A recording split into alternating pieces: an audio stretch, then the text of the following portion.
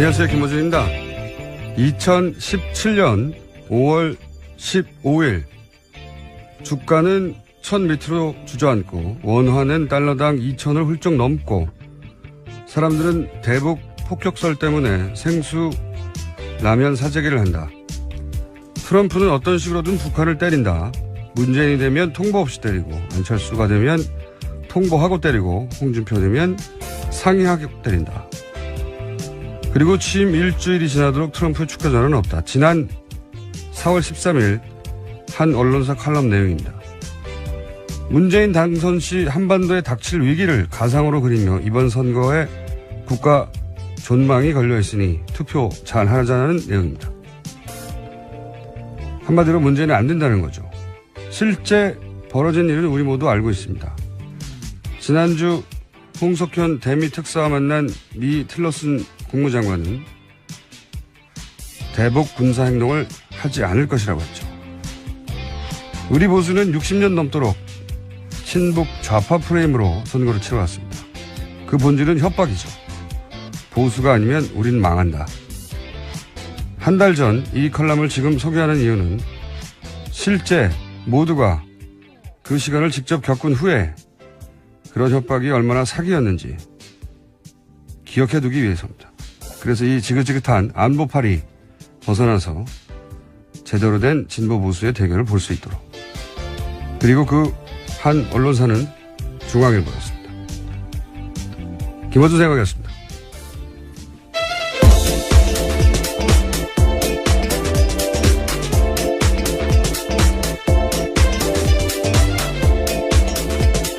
시사인의 김은지입니다. 네. 저에게 매우 힘든 월요일 아침입니다. 힘내십시오. 요즘 뉴스가 너무 많이 나와요. 새 정부 출범했기 때문에요. 네, 시사방송 특성상 뉴스를 계속 봐야 되는데 뭐 10분 단위로 계속 쓰는 뉴스가 나와가지고. 네, 그래도 좋은 뉴스, 재밌는 뉴스가 많아서요. 볼 맛이 납니다. 그것도 너무 많으면 직업이 좀 힘들어요. 자, 일단 인사가 주말에도 계속 쏟아졌어요. 네. 네, 경제 외교안보 인선 발표했습니다. 경제 분야에선 경제부총리에 김동연 아주대 총장이 됐고요. 청와대 정책실장에는 장하성 고려대 교수가 발탁됐습니다. 경제자문역인 국민경제자문회의 부의장에는 김광두 서강대 교수가 임명됐습니다. 외교안보 분야가 눈길 끄고 있는데요. 외교장관에는 강경화 유엔 사무총장 정책특별보좌관, 청와대 국가안보실장에는 정의용 전 의원이 기용됐습니다. 또 대통령 통일외교안보특보에는 홍석현 전 중앙일보 회장과 문정인 연세대 교수가 임명됐습니다. 네, 많은 분들이 임명이 됐고 저희가 이제 주말 방송을 하니까 윤석열 검사. 네, 서울중앙지검장에. 네. 네, 오늘부터 출근합니다. 윤석열 검사의 임명도 저희 방송에 다루지 않고 넘어가죠. 그 사이에 이렇게 많은 사람이. 예. 윤석열 검사만 그 인사 때만 해도 또 대단한. 예, 깜짝 인사였죠. 예. 다 잊혀졌어요, 벌써. 너무 많은 사람들이 무더기로 쏟아져가지고. 인상적인 인물들이 되게 많습니다. 그죠? 윤석열 검사도 그렇고. 장하성 정책실장도 그렇고. 네, 강경화 외교부 예. 장관 후보자도 그렇고요. 이 전반적으로 인사 일단 너무 많으니까 경제 분야는 인상적인 게 뭐냐면 삼성 저격수라고 양대 저격수라고 불리는 장하성 김상조 모두 입각이 됐고 그런데 경제 전체 라인으로 보면은 보수 성향의 김광두 교수 그리고 관료 출신 뭐 중도라고 봐야 되겠죠 관료니까 예. 이분은 이명박 박근혜 정부 때도 입각을 했었어요. 예. 그리고 청와대에 있었죠. 근데 이번에도 들어가서 네, 국무조정실장 했습니다. 네, 경제 부분에서 이제 진보 보수 중도 다 있다 네, 이런 균형을 맞춘 것 같고 외교부 장관 인사도 대단히 이례적인 분이죠, 이분이. 네, 첫 여성이고요. 첫 비외교부 출신입니다. 물론 외교부에 몸을 담긴 했는데 고시 출신이 아니거든요. 네, 그렇죠. 외교부에 잠깐 특채로 여성국장인가요? 예, 한 적이 있다고 하고. 근데 이분은 이 자유한국당에서 지적했지만, 그리고 실제 이 정부에서 먼저 밝혔지만 위장 전입하고 이중국적 문제. 네, 딸의 이중국적 문제가 있다고요. 어제 청와대가 이례적으로 먼저 밝혔습니다. 그러니까요. 저는 전반적으로 인사, 다른 분들도 다 언급할 만한데, 다른 분들은 전부 다 언론에서 워낙 많이 다루고 있으니까, 제가 이제 이 인사를 전반적으로 보며 느낀 거는 굉장히 세련됐다. 어떤 의미냐면, 예를 들어서 윤석열 검사 같은 경우에 이 인사를 상징하는 장면은 청와대 출입 기자들이 발표했을 때의 반응이에요. 잠깐 들어보시겠습니다. 인사 내용을 말씀드리겠습니다. 서울중앙지검 검사장 윤석열. 우와. 다들 예상치 못했기 때문에 저런 일성이 나온 겁니다. 출입 기자들도 탄식이 나온 거거든요. 그러니까 탄성이라고 탄식까지는 아닌 것 같은데요. 탄식? 예. 네. 탄식이었을 수도 있잖아요. 어떤 사람한테는. 이 인물도 좋지만 저는 타이밍이 너무 좋았다. 이게 돈봉투 사건이 터지자마자 윤석열 검사를 내세웠단 말이죠. 이렇게 되면은 반발할 시간과 명분이 없어요. 그렇죠. 시간이 없어요. 너무나 빨리. 예전에 노무현 대통령 그 유명한 그 검사와의 대화. 그때 사실 검찰은 우리 사회 분위기, 정치권 분위기도 그랬지만 노무현 대통령을 굉장히 무시했어요. 잠깐 컷 하나만 들어보겠습니다. 네. 언론 지상을 보면은 대통령님께서 83학번이다라는 보도를 어디서 봤습니다, 제가. 혹시 기억하십니까? 예, 80학번쯤으로 보면 그렇습니까? 예. 저는 83학번이라는 그 보도를 보고, 내가 83학번인데 그러면 동기생이 대통령이 되셨구나, 그런 저기를 했었습니다. 대통령의 개인적 약점, 신문에 난 거, 그거 오늘 거론하는 자리가 아니죠. 이런 일이 있었어요, 실제. 네, 2003년입니다. 네. 이 검사와의 대화를 하는데 당시 이런 멘트들이 나오는 거죠. 그러니까 대통령이 고졸이라는 것을 전 국민이 지켜보는 대통령과 검사가 최초로 대화하는 자리에서 당신 고졸이잖아 웃으면서 그리고 나이도 나랑 똑같은데 무슨 대통령이야 이런 뉘앙스거든요. 깔려있는 이랬어요. 예. 근데 이제 이 광경을 가장 앞자리에서 지켜본 사람이 당시 문재인 민정수석이었습니다. 네, 그렇습니다. 예. 그러니까 검찰 같은 막강한 권력, 거대 조직, 이 개혁 문제는 선의, 명분 이것만으로 안 된다는 걸 굉장히 오랫동안 학습했을 것 같고, 그러다 보니까 이 타이밍을 놓치지 않은 거죠. 타이밍이 오자 아주 땅! 타이밍 예술이었다고 보고, 그리고 이제 강경화, 후보자, 외교장관. 후보자도 굉장히 제가 인상적인 부분은 뭐냐면, 우선, 외모가 제가 보기에도 악마는 프라다를 입는다. 거기 편집장 있지 않습니까? 그 편집장으로 만들어내고 싶어 했던 이미지. 혹은 아웅산 수치 여사 있지 않습니까? 저는 그런 이미지가 동시에 오버랩됐어요. 그러니까, 통상적인 한국 커리어먼하고는 좀 뉘앙스가 다른 굉장히 국제적이고 세련되고 강인하고 전문적이고 그런 이미지가 먼저 들었고 실제 네. 커리어도 그렇죠. 네, 은발도 굉장히 인상적이었습니다. 애써 염색하지 않았다고 하더라고요. 그리고 이분이 보니까 이제 커리어를 보니까 여성 성소수자나 여성이나 성소수자나 난민, 네, 외교 이주자. 난민, 네. 인권 문제요. 네. 이런 전문가가 없다시피 하거든요. 우리 외무부에서는 대부분 미국을 어떻게 상대할 것만 있지. 그러니까 이게 굉장히 유럽 수준의 스탠다드로 국제 인권 문제를 바라보는 최초의 외교부 수장이다. 그런 대목에서 굉장히 인상적이고, 그리고 정부가 약점을 다루는 솜씨도 굉장히 노련해요. 딸 위장 전입. 통상 위장 전입이 이제 부동산 투기나 학군 때문에 그건데, 이건 그 케이스가 아니라고 본 거고, 자녀 국적 문제는 대부분 아들의 군대 면탈 문제잖아요. 그러니까 딸이라서 그것도 아니라고 본 거죠. 또 딸 국적 회복하겠다고 남편이 밝혔습니다. 그거는 다른 장관이면 모르겠는데 한 국가의 장관이면 그리고 특히 외교부면 자녀의 국적 문제가 될 수 있죠. 실제 이해 충돌이 있을 수 있습니다. 그래서 그건 당연한 거라고 보는데 저는 약점을 다루는 방식이 굉장히 노련하다. 청문회 때 당연히 왜냐하면 문재인 대통령이 약속했던 5대 비리 안 네, 된다. 거기에 위장 전입이 들어가는 건 사실입니다. 예. 근데 이제 기존의 위장 전입이 문제가 됐던 사례하고 다르지 않냐 이렇게 생각을 한 것 같고 그래서 당사자가 청문회에서 평가 받아볼 만한 사안이다 이렇게 본 것 같아요. 그래서 근데 이걸 미리 내놨어. 이렇게 되면 야당이 원래 막 칭송만 언론을 통해서 받고 있던 후보에 대해서 갑자기 청문회에서 탁 치고 나와서 이슈 파이팅을 해야 되는데 이 기회를 뺏어버린 거거든요. 굉장히 노력했다고 봅니다. 저는. 물론 인선 발표 나고요. 김성원 자유한국당 대변인이 관련해서 인사원칙 무너진 거 아닌지 우려스럽다라는 논평 내긴 했습니다. 당연히 야당에서 그런 예. 논평을 낼 수 있고요. 청문회에서도 집중 공격하겠고 언론에서도 그때 문제가 되겠지만 이게 김빼기에 기술적으로 정치적으로 노련했습니다. 예. 제가 최근에 받은 인상은 그렇다는 거예요. 예. 굉장히 노련하게 처리하고 세련되게 처리하고 있다. 인물들도 그렇고. 자, 다음 수는요? 네, 또 윤석열 검사 관련해서 인사에 있자요. 이완규 인천지검 부천지청장이 검찰 내부망에 글을 올렸습니다. 재청은 누가 했는지 장관이 공석이니 대행인 차관이 했는지 의문이 든다면서 인사 과정에 대한 설명 요구했습니다. 그러자 청와대에서는요. 절차적 하자가 없다라고 밝혔습니다.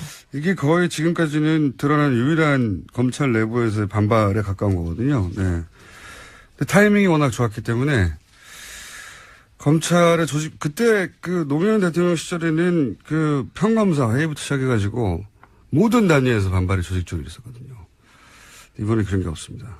타이밍에, 윤석열 검사라고 하는 상징적인 인물의 문제이기도 하지만 워낙 타이밍이 잘 때려서. 자, 다음 순요. 네, 이 해당 이완규 부천지청장은요, 지난 2003년에 노무현 전 대통령 검사와의 대화 가졌던 인물이기도 하다고 합니다. 네, 그때도 인상 문제를 거론했던 걸로 저는 기억합니다. 예. 자, 다음 뉴스는요. 인사 뉴스가 너무 많아가지고. 네네. 이제 북한이 어제 오후 4시 59분쯤 평안남도 북창 일대에서 탄도미사일 한 발 발사했습니다. 어제 미사일 발사는 꼭 일주일 만이고요. 새 정부 들어서 두 번째입니다. 이게 제가 보기에는 청와대 외교안보라인 임명하는 날 일부러 맞춘 것 같아요. 네. 그 홍석현 대미대사가 이제 틸러슨 국무장관은 왜 탄핵 기간 동안 방한했다가 외교부가 그렇게 밥 먹고 하는데 안 먹고 한 사람입니다.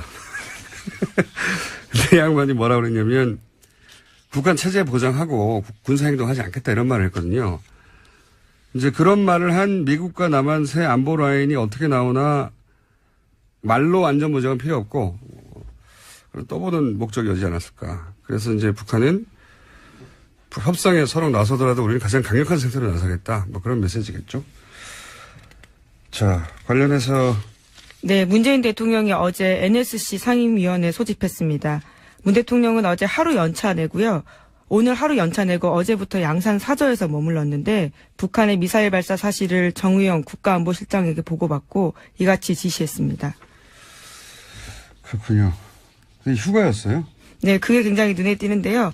박수현 대변인은 문 대통령의 휴가 배경에 대해서 대통령 휴가가 연간 21일 정도 되는데 그중에 하루를 정식으로 사용했다라고 밝혔습니다. 여기서 웃음이 빵 터졌는데 대통령 연차를 말하는 거잖아요, 이게. 그렇죠. 예. 누구나 가지고 있는 건데 대통령도 가지고 있었습니다. 대통령이 연차인지 몰랐어요, 저는.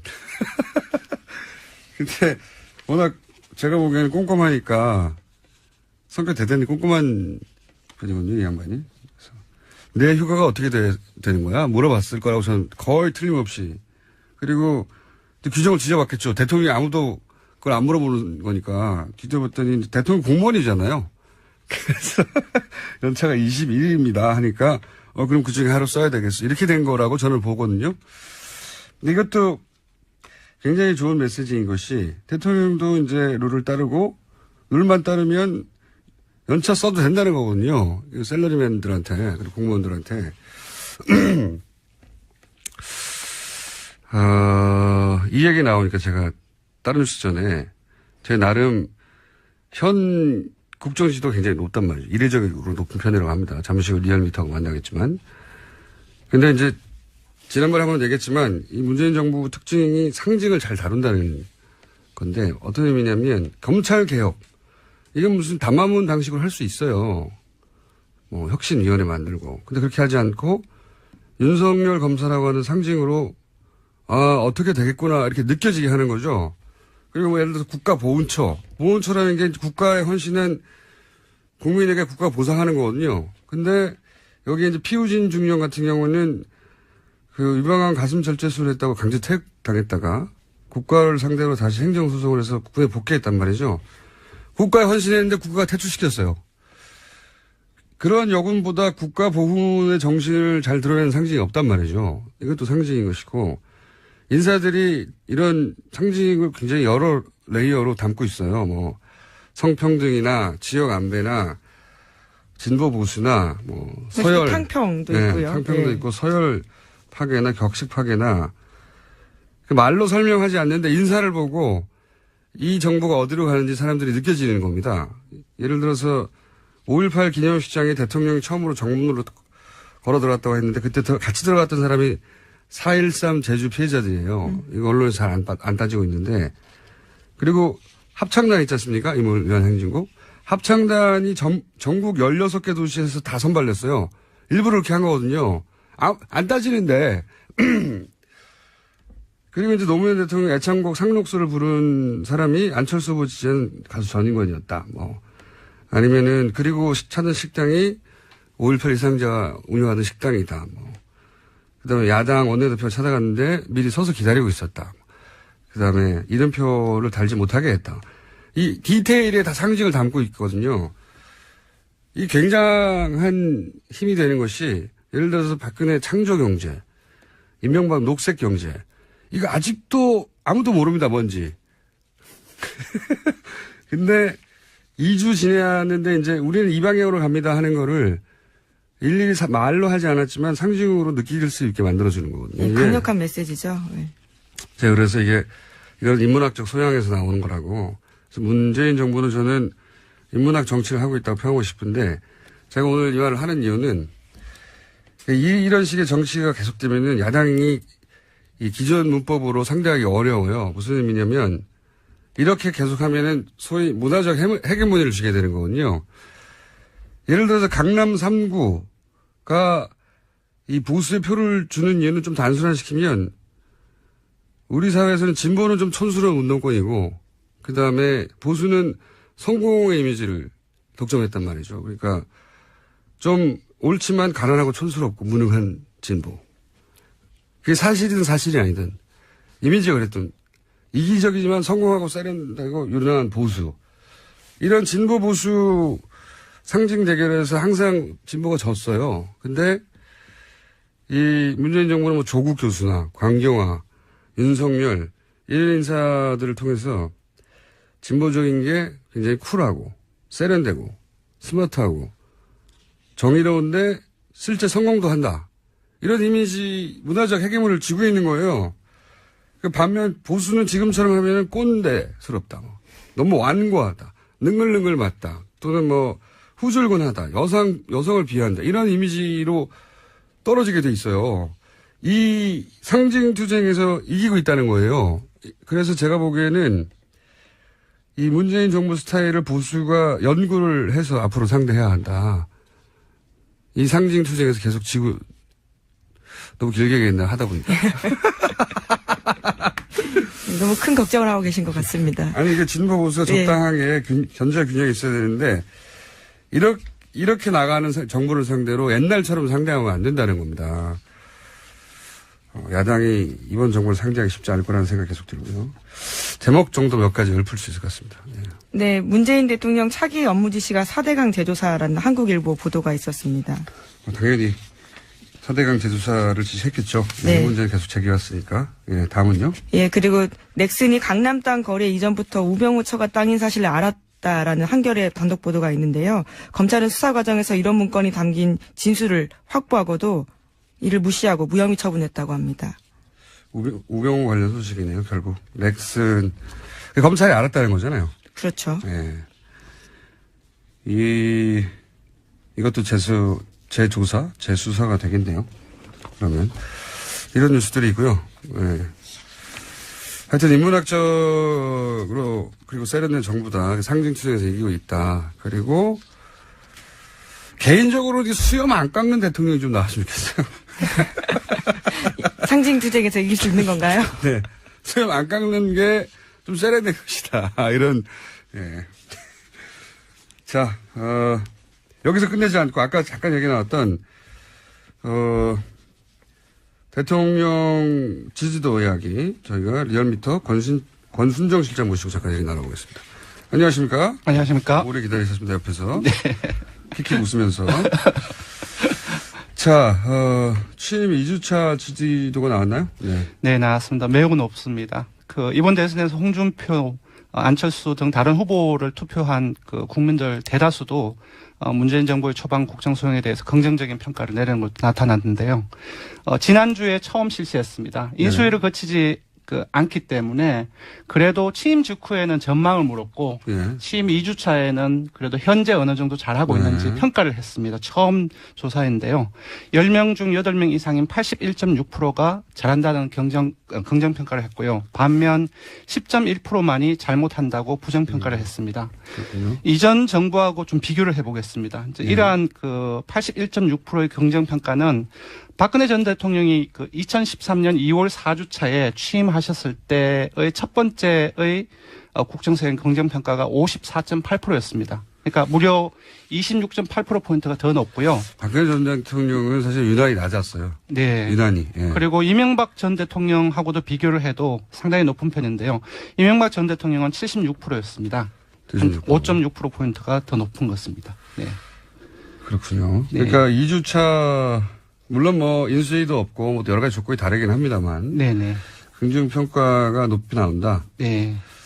언론과 이제 허니문 기간인 것도 있겠지만 실제 아까도 말씀드렸듯이 이게 상징으로 기본적으로 대중에게 정서적으로 어필하다 보니까 네네. 저는 이 긍정지수 계속 상당 기간 동안 올라갈 것 같은데. 예, 그래서 주목할 점은 사실 이제 문재인 후보가 41.4%의 득표를 올렸고 나머지 한 60% 같은 경우 투표를 참여하지 않거나 다른 후보를 지지하지 않았습니까? 근데 예. 국정수행 평가에서는 다른 후보를 지지했던 분들 또한 대다수가 지지를 하게 됐다는 건데요. 자세히 살펴보면 유승민 후보에게 투표했던 유권자 78%가 잘한다는 긍정평가를 했습니다. 78%는 예. 높은 편이네요. 상당히 한 4명 중 3명 이상이 유승민 후보를 찍었던 잘한다고 평가를 했고 안철수 후보 투표자도 마찬가지입니다. 75%가 긍정평가를 했고요.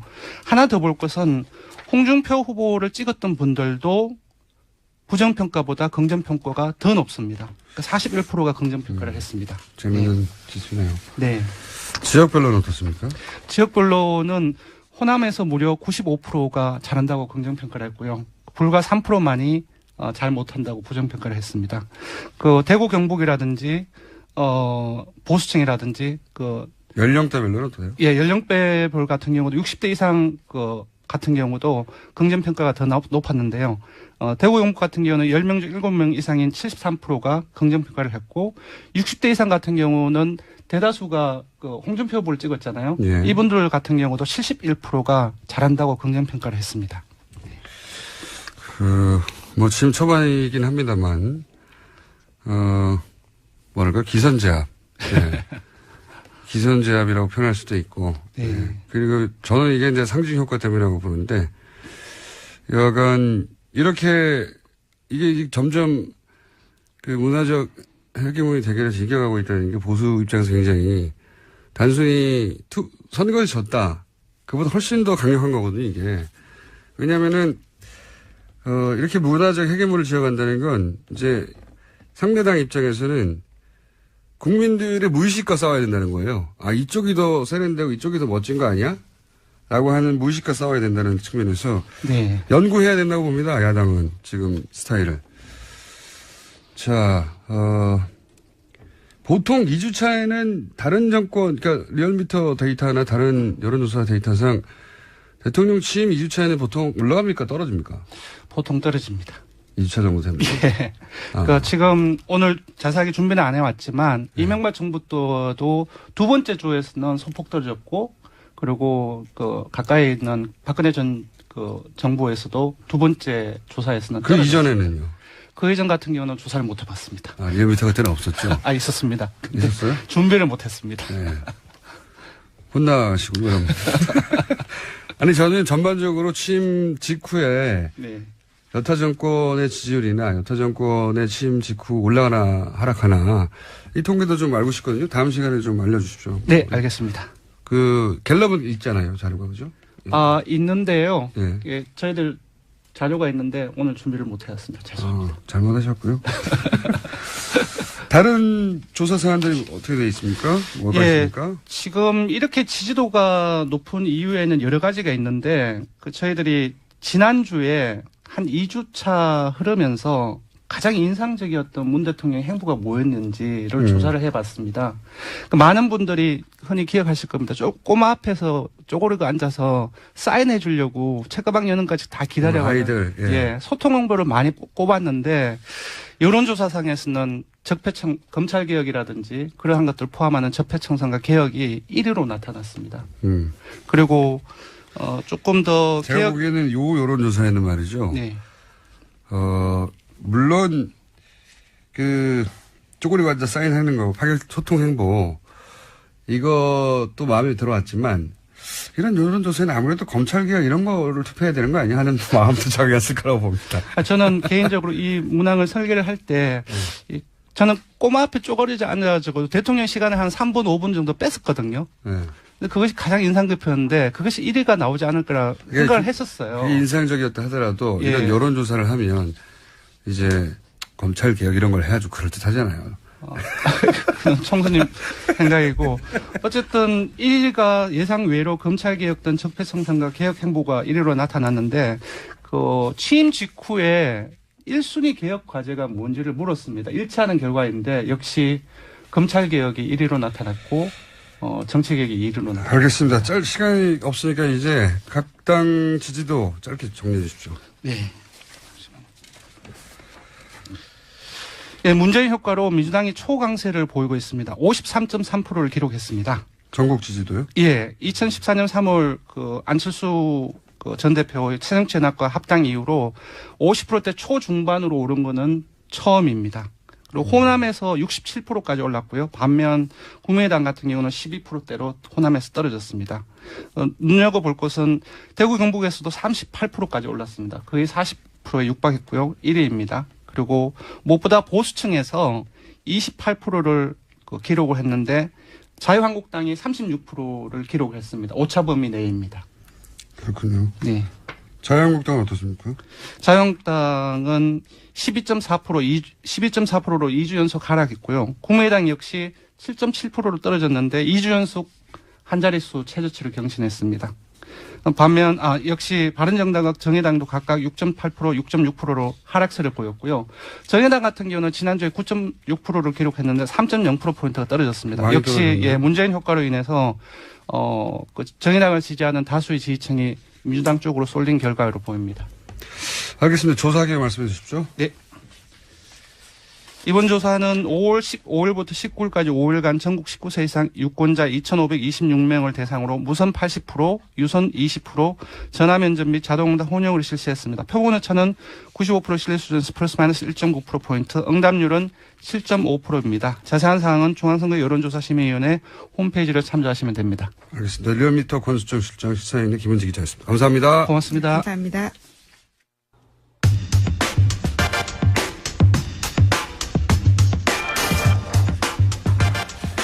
문재인 대통령이 신임 서울중앙지검장의 윤석열 검사를 임명했습니다. 앞으로 검찰에 어떤 변화가 있을까요?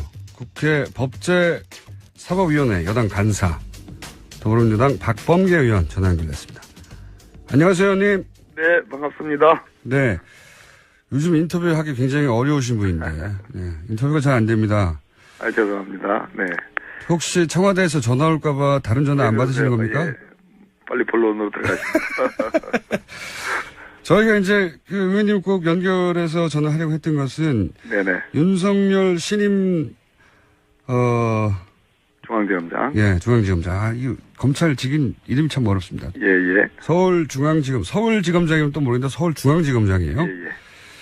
사법연수원 동기시라면서요? 예, 23기 동기입니다. 예, 액면가로는 거의 삼촌 조카 정도 차이 나는 것 같은데. 연수원 다닐 때 이렇게 뭐 자주 만난 그런 사이는 아닙니다. 예. 예. 하지만 이제 그 연수원 동기면 대충 어떤 사람인지는 알지 않습니까? 그러면요, 네네. 어떤 분인가요? 성격은 아주 호방하죠. 예. 술도 잘 드시고. 그렇지만, 검사로서 제가 이렇게 멀리서 지켜본 내용으로는 예. 굉장히 디테일에 강하다. 아주 집념이 있고요. 그리고 성향은 뭐 합리적 보수라고 할까?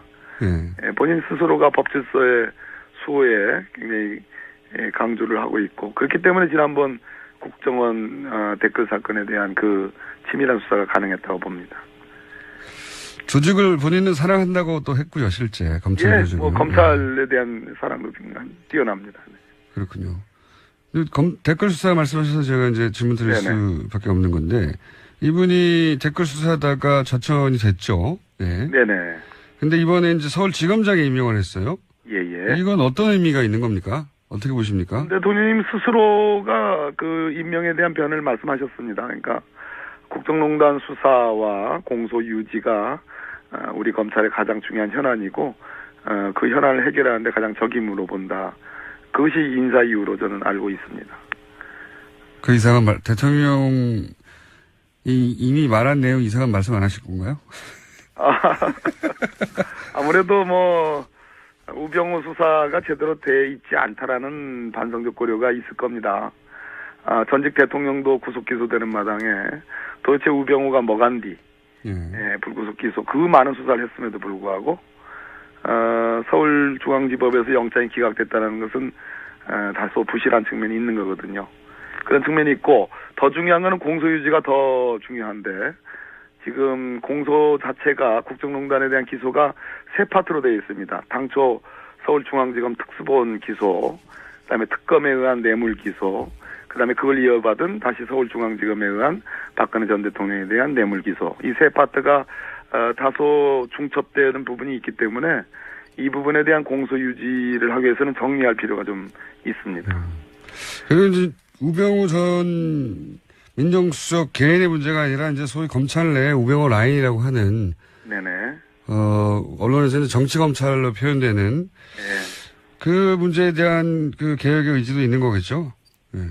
그것은 뭐 결과적으로 따라오는 문제라고 봅니다. 저는 그러니까 진상이 규명이 되고 국정농단 우병우의 실체가 정윤회 문건까지 거슬러 올라가서요. 그것이 규명이 되면 자연스럽게 그 후과로서 여러 가지 사람에 대한 책임도 따라오는 문제라고 봅니다. 그 검찰 내부에서 그 이 인선에 대해서 제청 절차를 지키지 않았다라고 하는 문제 제기가 있는데 이게 무슨 말입니까? 택도 없는 얘기인데 그러니까 택도 없는 얘기요. 네, 검사 인사는 그 법무부 장관의 제청에 의해서 검찰총장의 의견을 들어 대통령이 하도록 돼 있는데 장관이 없다 이런 얘기겠죠 지금. 장관이 없는데 그 누구 얘기를 들었느냐 제청을 받았느냐 뭐 차관 이창재 차관의 제청을 받았다는 청와대 해명이 분명히 있고요. 더욱 그걸 떠나서 지금 검찰 조직이 제대로 된 조직이 아니지 않습니까? 수뇌부에 관해서 오히려 지금 개혁의 대상이 되고 있는데 그런 차원에서 대통령의 인사권을 그렇게 기계적 형식적으로 해석하는 것은 좀 곤란하다고 보고요. 이완규 지청장은 지난 2003년에도 노무현 대통령 검사와의 대화에서도 대통령의 인사권에 대한 그것을 사실상 검찰로 넘기라는 그러한 뭐 의지를 표명한 뭐 사안마다 이렇게 딴지를 거는 같은 동기입니다. 인사권 저도 기억하는데 내용을 요약하자면 인사를 청와대에서 하지 말고 검찰이 스스로 인사하게 인사권을 넘겨라 이런 취지였죠. 검찰 중심주의에 아주 뭐 맹장이라고 그럴까? 거기에 폭 빠져 있는 분인데 다른 면은 전혀 고려함이 없다고 저는 느껴왔습니다. 그러나 뭐 대체로 그 부분에 대한 법리는 밝기 때문에 뭐 일견 존중할 부분도 있지만 왜 우병우 수사가 부실됐고 또 돈봉투 사건 감찰 이런 부분에 대해서는 말을 아끼면서 대통령의 인사권을 그렇게 정권 초기마다 그렇게 개입을 하는지 그건 좀 마음에 들지 않습니다. 그 2003년 검사에 대화 말씀하시니까 생각나는데 그때 그 자리에 계셨었죠? 예. 참 민망이 그지없는. 생생하게 기억하시겠네요. 대통령 굉장히 노무현 대통령 검사들에 대한 따뜻한 시각이 있었고 적어도 법조 후배들인 검사들과 이성적인 대화를 이어가면 검찰 개혁에 대한 내부 역량, 동력이 만들어질 걸로 생각하셨는데 뭐 작정해서 나온 대표 선수들이었죠, 검사들이. 궁금한 것은 이제는 말할 수 있다 수준에서 당시 청와대, 그러니까 검사와의 대화가 있고 난 이후에 청와대 내부의 분위기는 어땠습니까? 그때 의원님은 물론 민정수석은 아니었지만, 예. 10년도 훨씬 더 지난 얘기인데, 예. 확실히 그 질문지대로 안 하시네요. 네. 그 당시 민정수석께서 지금 대한민국 19대 대통령이 되셨습니다. 예. 예, 이제 과거의 일이고요. 근데 다이어리 들고 옆에 앉아 계셨잖아요. 그래서 제가 궁금한 것은 그때 당시 청와대 검사와의 대화 이후에 청와대의 분위기는 어땠는지 궁금합니다. 네. 뭐 간략하게. 역시 검사들, 노무현 대통령께서 믿었던 검사들이, 그 검사들이 아니었다 하는 그런 어떤 자조도 있었습니다. 선의가 선의로 되돌아오지 않았다, 예, 요약하자면. 예. 그렇군요. 또 하나 저희가 윤석열 검사의 임명에서 그 의미가 뭔지 정확하게 파악이 안 되는 것이 원래 서울중앙지검장이 이제 고검장급인데 한 단계 아래인 검사장급으로 바꿨다. 네네. 이렇게 한 다음에 인사를 발표했거든요. 예. 이게 어떤 의미가 있는 겁니까? 고검장은 말 그대로 이제 검찰총장으로 가는 바로 밑에 보직이거든요. 예. 그래서 서울중앙지검이 이제 고검장으로 이제 그렇게 인사가 개편이 되면서 너무 과도화되는 측면이 있죠. 그러니까 대검 중수부가 없어지면서 서울중앙지검 중심에 여러 가지 국제국지간 사건 수사가 해결이 되고 또 해결을 다 했느냐 하면은 또 뭐 해결하지 못한 측면도 있고 그런 이제 조직적인 측면에서는 너무 과도화되는 측면이 있고 또 하나는 윤석열 검사를 검사장으로 승진 보직을 하는데 고검장이 되면 바로 검찰총장으로 연결되는 그런 그 선이기 때문에 그것은 자칫 검사들이 과거 정권의 눈치를 본다든지 또는 뭐 자신의 보신 인사 문제에 신경 쓴다든지 그런 여러 가지 이제 폐단이 있었기 때문에 그렇게 직급을 낮춰서 보한 것으로 그렇게 해석이 됩니다. 그러니까 권력이 너무 집중되는 예. 문제도 있고 또 하나는 고검장이 되면 그 다음 단계는 검찰총장밖에 없기 때문에 네. 윤석열 검사가 그런 뭐 인사 문제 신경 쓰지 말고 자기 일 하도록 그렇습니다. 해라. 그런 의미군요. 대통령께서 명확하게 정리를 해주셨습니다. 그렇군요. 그런 의미이고. 자, 정윤의 문건 부실 수사. 이게 이제, 조국 민정수석이 처음 내건 거 아니겠습니까? 네네. 네. 이건 앞으로 어떻게 수사가 되어질 전망입니까? 이제 재조사라는 표현을 쓰셨는데요. 청와대 민정수석은 조국 민정수석이신데 충분히 뭐 조사할 권한이 있습니다. 수사가 아니고요.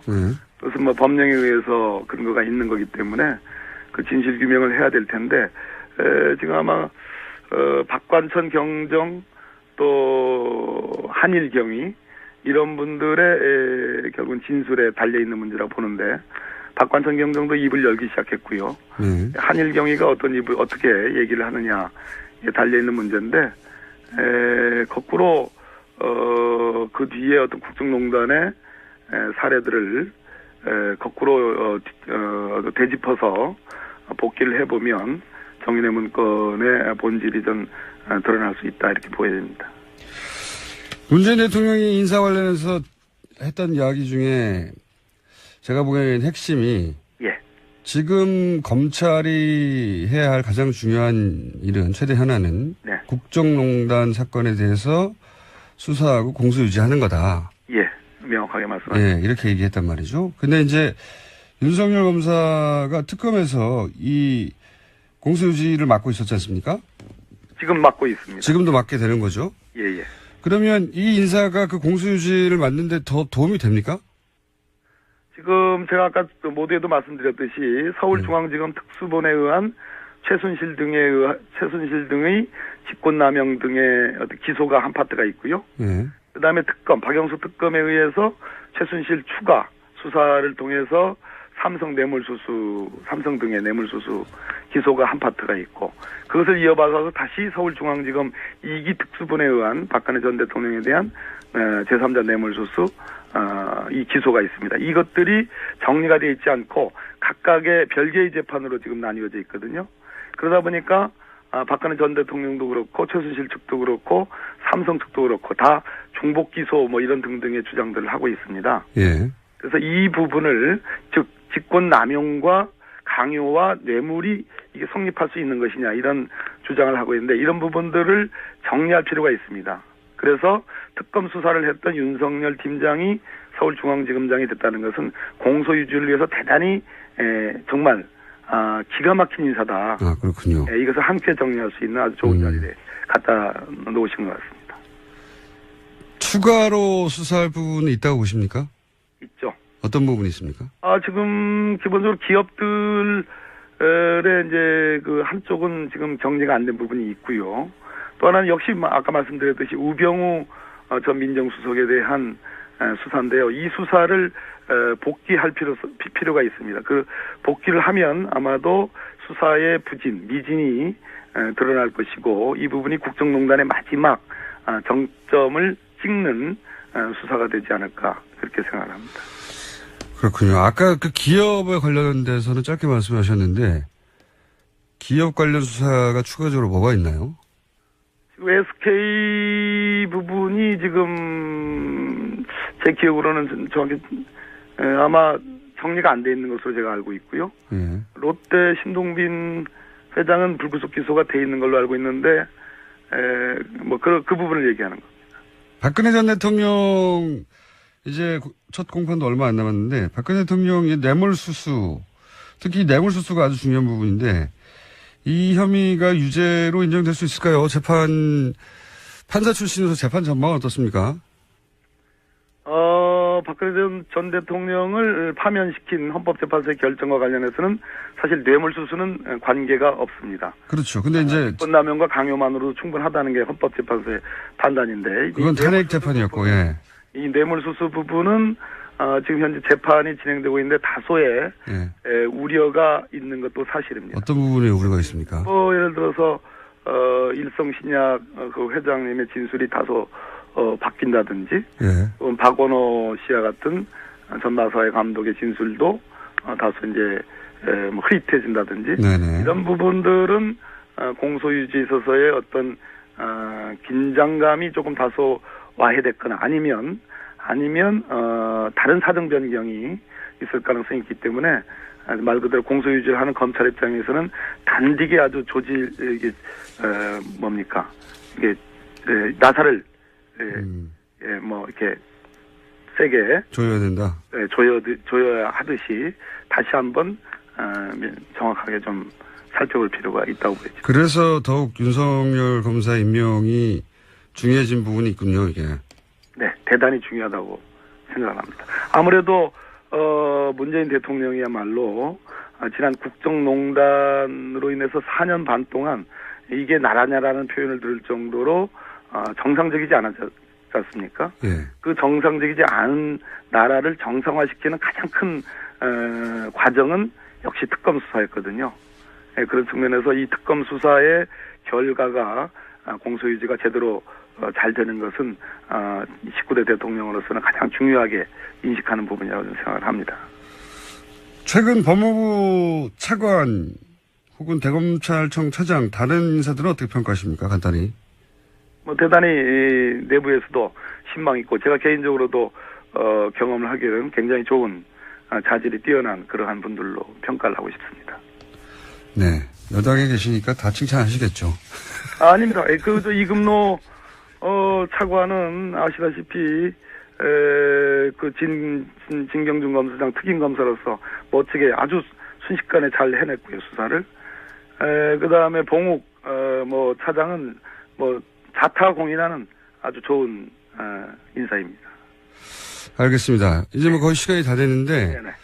언론을 통해서 꾸준히 법무부 장관 후보로 거론되는데 그 얘기는 그만.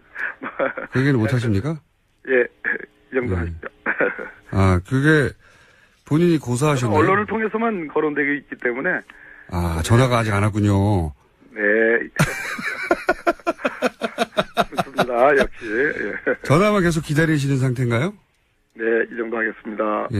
근데 한 가지만 그러면 혹시라도 장관이 되시더라도 저희하고 인터뷰를 이 정도 하겠습니다. 네, 우리 공장장님. 아직 후보 상태라 그러시는지 이제 오늘 인터뷰도 약간 예전처럼 예리하지 못하고. 보다는 지금은 청와대 국면입니다. 네. 예, 그래서 국회의원으로서 바로 그런 점 때문에 그렇지 뭐 다른 사유가 있지 않습니다. 네. 장관 되시면 다시 모실게요. 고맙습니다. 감사합니다. 네. 지금까지 더불어민주당 박범계 의원이었습니다. 3부에서 뵙겠습니다.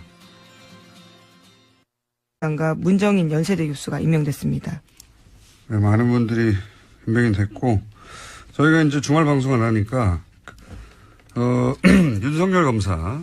네, 서울중앙지검장에 네. 네, 오늘부터 출근합니다. 윤석열 검사의 임명도 저희 방송에 다루지 않고 넘어갔죠. 그 사이에 이렇게 많은 사람이. 예. 윤석열 검사만 그 인사 때만 해도 또 대단한. 예, 깜짝 인사였죠. 예. 다 잊혀졌어요, 벌써. 너무 많은 사람들이 무더기로 쏟아져가지고. 인상적인 인물들이 되게 많습니다. 그죠? 윤석열 검사도 그렇고. 장하성 정책실장도 그렇고. 네, 강경화 외교부 예. 장관 후보자도 그렇고요. 전반적으로 일단 너무 많으니까, 경제 분야는 인상적인 게 뭐냐면, 삼성 저격수라고, 양대 저격수라고 불리는 장하성, 김상조 모두 입각이 됐고, 그런데 경제 전체 라인으로 보면은 보수 성향의, 김광두 교수, 그리고 관료 출신, 뭐 중도라고 봐야 되겠죠, 관료니까. 예. 이분은, 이명박 박근혜 정부 때도 입각을 했었어요. 예. 그래서 청와대에 있었죠. 근데 이번에도 들어가서. 네, 국무조정실장 했습니다. 네. 경제 부분에서 이제 진보 보수 중도 다 있다. 네, 이런 균형을 맞춘 것 같고. 외교부 장관 인사도 대단히 이례적인 분이죠, 이분이. 네, 첫 여성이고요. 첫 비외교부 출신입니다. 물론 외교부에 몸을 담긴 했는데 고시 출신이 아니거든요. 네, 그렇죠. 외교부에 잠깐 특채로 여성국장인가요? 예, 한 적이 있다고 하고. 근데 이분은 자유한국당에서 지적했지만, 그리고 실제 이 정부에서 먼저 밝혔지만, 위장 전입하고 이중국적 문제. 네, 딸의 이중국적 문제가 있다고요. 어제 청와대가 이례적으로 먼저 밝혔습니다. 그러니까요. 저는 전반적으로 다른 분들도 다 언급할 만한데, 다른 분들은 전부 다 언론에서 워낙 많이 다루고 있으니까, 제가 이제 이 인사를 전반적으로 보며 느낀 거는 굉장히 세련됐다. 어떤 의미냐면, 예를 들어서 윤석열 검사 같은 경우에 이 인사를 상징하는 장면은 청와대 출입 기자들이 발표했을 때 반응이에요. 잠깐 들어보시겠습니다. 인사 내용을 말씀드리겠습니다. 서울중앙지검 검사장 윤석열. 네. 우와. 다들 예상치 못했기 때문에 네. 평검사 회의부터 시작해가지고 모든 단위에서 반발이 조직적으로 있었거든요. 이번에 그런 게 없습니다. 타이밍에 윤석열 검사라고 하는 상징적인 인물의 문제이기도 하지만 워낙 타이밍이 잘 들어서. 자, 다음 순요.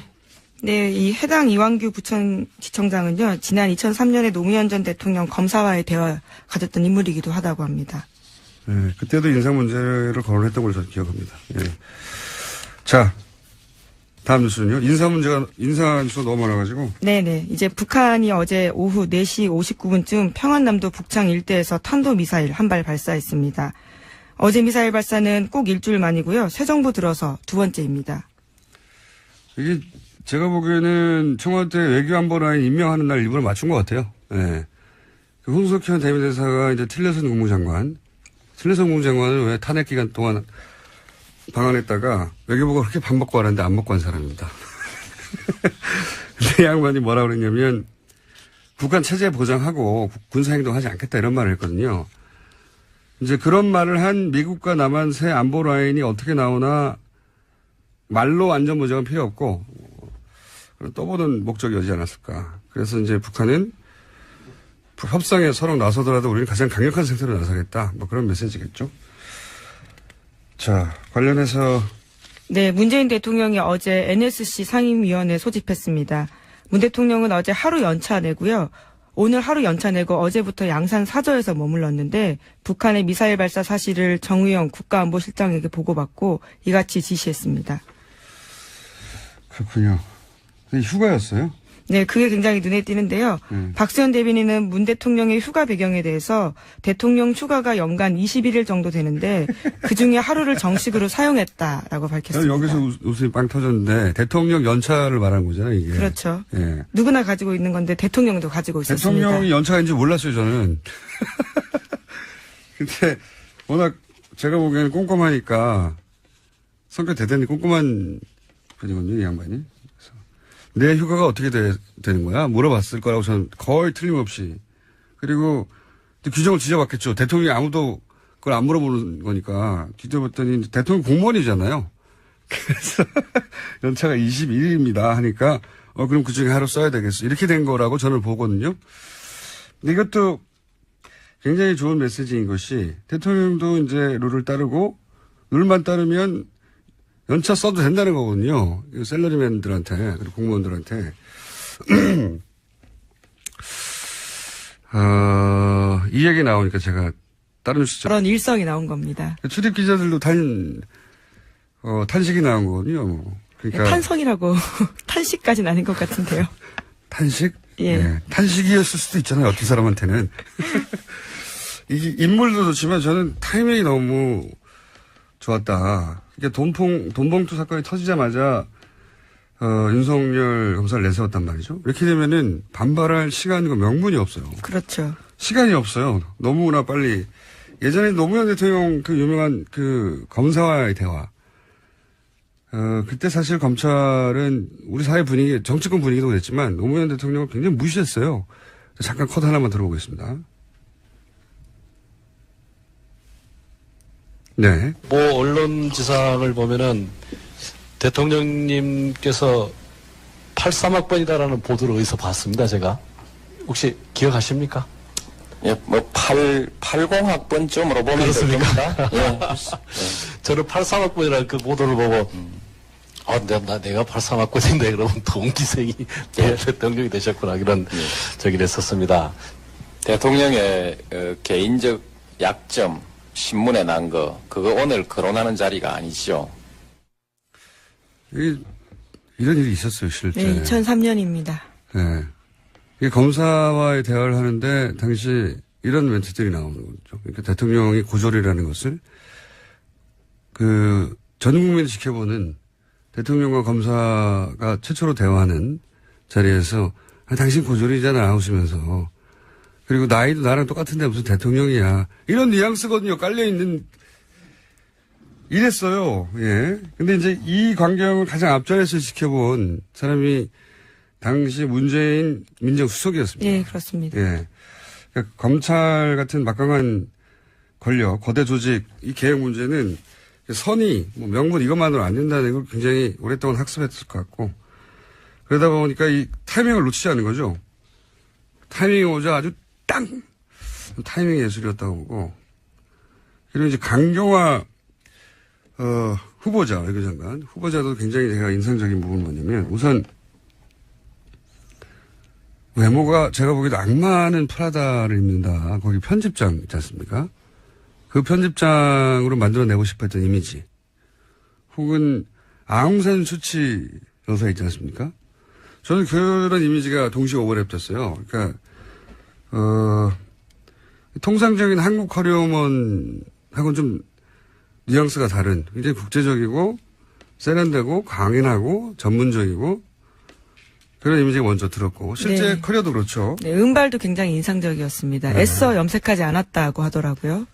그리고 이분이 보니까 이제 커리어를 보니까 성소수자나 여성이나 성소수자나 난민, 네, 외교 이주자. 난민, 네. 인권 문제요. 네. 이런 전문가가 없다시피 하거든요. 우리 연구부에서는 대부분 미국을 어떻게 상대할 것만 있지. 그러니까 이게 굉장히 유럽 수준의 스탠다드로 국제 인권 문제를 바라보는 최초의 외교부 수장이다. 그런 대목에서 굉장히 인상적이고, 그리고 정부가 약점을 다루는 솜씨도 굉장히 노련해요. 딸 위장 전입. 통상 위장 전입은 이제 부동산 투기나 학군 때문에 그건데, 이건 그 케이스가 아니라고 본 거고, 자녀 국적 문제는 대부분 아들의 군대 면탈 문제잖아요. 그러니까 딸이라서 그것도 아니라고 본 거죠. 또 딸 국적 회복하겠다고 남편이 밝혔습니다. 그거는 다른 장관이면 모르겠는데 한 국가의 장관이면 그리고 특히나 외교부면 자녀의 국적 문제가 될 수 있죠. 실제 이해 충돌이 있을 수 있습니다. 그래서 뭐 그건 당연한 거라고 보는데 저는 약점을 다루는 방식이 굉장히 노련하다. 청문회 때 당연히 왜냐하면 문재인 대통령이 약속했던 5대 비리 안 된다. 거기에 위장전입이 들어가는 건 사실입니다. 예. 근데 이제 기존의 위장전입이 문제가 됐던 사례하고 다르지 않냐 이렇게 생각을 한 것 같고 그래서 당사자가 청문회에서 평가 받아볼 만한 사안이다 이렇게 본 것 같아요. 그래서 근데 이걸 미리 내놨어. 이렇게 되면 야당이 원래 막 칭송만 언론을 통해서 받고 있던 후보에 대해서 갑자기 청문회에서 탁 치고 나와서 이슈 사이팅을 해야 되는데 이 기회를 뺏어버린 거거든요. 굉장히 노력했다고 봅니다. 저는. 물론 인선 발표 나고요. 김성원 자유한국당 대변인이 관련해서 인사원칙 무너진 거 아닌지 우려스럽다라는 논평 내긴 했습니다. 당연히 야당에서 그런 논평을 낼 수 있고요. 청문회에서도 집중 공격하겠고 언론에서도 그때 문제가 되겠지만 이게 김빼기에 기술적으로 정치적으로 좀 노련했습니다. 예. 제가 최근에 받은 인상이 그렇다는 거예요. 예. 굉장히 노련하게 처리하고 세련되게 처리하고 있다. 인물도 그렇고. 자, 다음 뉴스는요? 네, 또 윤석열 검사 관련해서 인사에 있자요. 이완규 인천지검 부천지청장이 검찰 내부망에 글을 올렸습니다. 재청은 누가 했는지 장관이 공석이니 대행인 차관이 했는지 의문이 든다면서 인사 과정에 대한 설명 요구했습니다. 그러자 청와대에서는요. 절차적 하자가 없다라고 밝혔습니다. 이게 거의 지금까지는 드러난 유일한 검찰 내부에서의 반발에 가까운 거거든요. 네. 근데 타이밍이 워낙 좋았기 때문에 검찰의 그때 노무현 대통령 시절에는 안녕하세요, 김어준입니다. 2017년 5월 15일 주가는 1000 밑으로 주저앉고 원화는 달러당 2000을 훌쩍 넘고 사람들은 대북 폭격설 때문에 생수 라면 사재기를 한다. 트럼프는 어떤 식으로든 북한을 때린다. 문재인이 되면 통보 없이 때리고 안철수가 되면 통보하고 때리고 홍준표 되면 상의하고 때린다. 그리고 취임 일주일이 지나도록 트럼프의 축하전은 없다. 지난 4월 13일 한 언론사 칼럼 내용입니다. 문재인 당선 시 한반도에 닥칠 위기를 가상으로 그리며 이번 선거에 국가 존망이 걸려있으니 투표 잘 하자는 내용입니다. 한마디로 문재인은 안 된다는 거죠. 실제 벌어진 일은 우리 모두 알고 있습니다. 지난주 홍석현 대미 특사와 만난 미 틸러슨 국무장관은 대북 군사 행동을 하지 않을 것이라고 했죠. 우리 보수는 60년 넘도록 친북 좌파 프레임으로 선거를 치러왔습니다. 그 본질은 협박이죠. 보수가 아니면 우린 망한다. 한 달 전 이 칼럼을 지금 소개하는 이유는 실제 모두가 그 시간을 직접 겪은 후에 그런 협박이 얼마나 사기였는지 기억해두기 위해서입니다. 그래서 이 지긋지긋한 안보팔이 벗어나서 제대로 된 진보 보수의 대결을 볼 수 있도록. 그리고 그 한 언론사는 중앙일보였습니다. 김어준 생각이었습니다.